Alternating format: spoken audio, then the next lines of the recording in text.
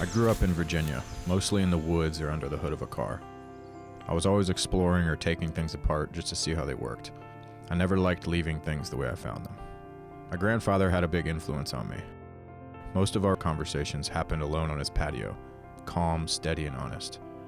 One thing I picked up from him as early as I can remember was his ability to connect with anyone. Didn't matter who they were or where they came from, he could make a friend in minutes. But what marked me most were the moments before I stepped onto his patio. I'd see him through the window talking to God like he was sitting right beside him, like checking in with an old friend. I picked that habit up, and those quiet debriefs with God have helped me course correct along the way, whether I'm on the right path or fixing a mistake. I'm not perfect, but those conversations keep me aligned.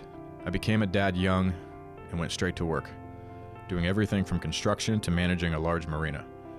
Everywhere I worked, there was always one guy that took pride in his craft. I stayed close to those men, the ones who cared about the details and took initiative.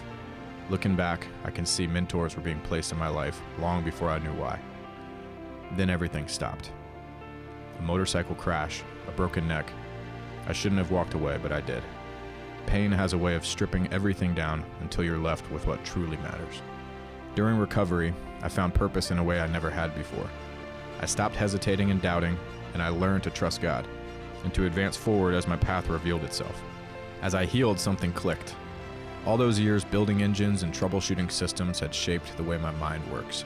I naturally think in terms of flow, pressure points, optimization and potential, stewardship, precision, efficiency. Those values were wired into me long before business or finance ever entered the picture. And the truth is, building a financial strategy isn't all that different from tuning an engine.